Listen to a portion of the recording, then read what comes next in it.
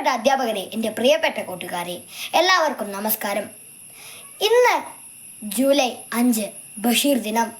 ലളിതവും നർമ്മരസവും തുളുമ്പുന്ന ഭാഷയിൽ പല കഥകളും നോവലുകളും രചിച്ച് മലയാള ഭാഷയിൽ സുൽത്താനായി മാറിയ മഹാനായ എഴുത്തുകാരൻ ശ്രീ വൈക്കം മുഹമ്മദ് ബഷീർ. 1908 ജനുവരി 21 വൈക്കം താലൂക്കിലെ തലയോലപ്പറമ്പിൽ കായി അബ്ദുറഹിമാന്റെയും കുഞ്ഞാത്തുമ്മയുടെയും മകനായി ജനിച്ചു.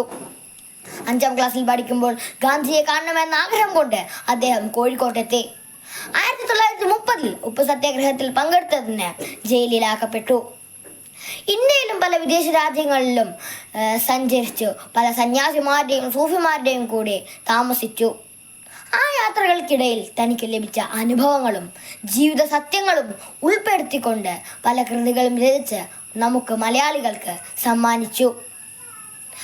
പാവപ്പെട്ടവനും പട്ടിണിക്കാരനും ജയിൽ പുള്ളിയും അങ്ങനെ എല്ലാവരും അദ്ദേഹത്തിൻ്റെ കൃതികളിലെ കഥാപാത്രങ്ങളായിരുന്നു. എൻ്റെ ഉപ്പുപ്പാക്കൊരു ആനുണ്ടായിരുന്നു എന്ന കൃതിയിൽ കുഞ്ഞിപ്പാത്തുമ്മ തൻ്റെ തുടയിൽ കടിച്ച അട്ടയെ ഒരു കോലെടുത്ത് കൊല്ലാൻ ശ്രമിക്കുമ്പോൾ അട്ടയ്ക്കും ഉപ്പയും ഉമ്മയും കാണൂലേ എന്ന് വിചാരിച്ച് ആ അട്ടയെ വെറുതെ വിടുന്നു. ഈ കഥാപാത്രത്തിലൂടെ കഥാകൃത്തിൻ്റെ കാരുണ്യവും നന്മയും നമുക്ക് മനസ്സിലാക്കാൻ സാധിക്കുന്നു. ഭൂമിയുടെ അവകാശികൾ എന്ന കൃതിയിലൂടെ ഭൂമി എല്ലാ തരത്തിലുള്ള ജീവജാലങ്ങൾക്കും അവകാശപ്പെട്ടതാണെന്ന വാസ്തവം അദ്ദേഹം വിളിച്ചോതുന്നു.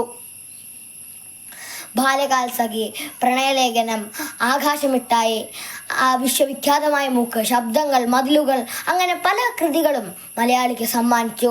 പല കേന്ദ്ര സംസ്ഥാന അവാർഡുകൾ നേടി. 1982 പത്മശ്രീ നൽകി രാജ്യം അദ്ദേഹത്തെ ആദരിച്ചു. 1994 ജൂലൈ 5 അദ്ദേഹം ഈ ലോകത്തോട് വിട പറഞ്ഞെങ്കിലും അദ്ദേഹത്തിൻ്റെ ഹൃദ്യമായ രചനകളിലൂടെ ഇന്നും ജനഹൃദയങ്ങളിൽ അദ്ദേഹം ജീവിക്കുന്നു. സഹജീവി സ്നേഹവും പരിസ്ഥിതി ബോധവും ഉയർന്ന രാഷ്ട്രീയ ബോധവും ജീവിതത്തോടൊപ്പം ചേർത്ത് ഹാസ്യം കൊണ്ട് മലയാളികളെ, വായനക്കാരെ കരയിപ്പിക്കുകയും ചിരിപ്പിക്കുകയും ചിന്തിപ്പിക്കുകയും ചെയ്ത ആ മഹാനുഭാവൻ്റെ മുമ്പിൽ ഒരു പിടി പൂക്കൾ അർപ്പിച്ചുകൊണ്ട് എൻ്റെ വാക്കുകൾ ഞാൻ ഉപസംഹരിക്കട്ടെ. നന്ദി, നമസ്കാരം.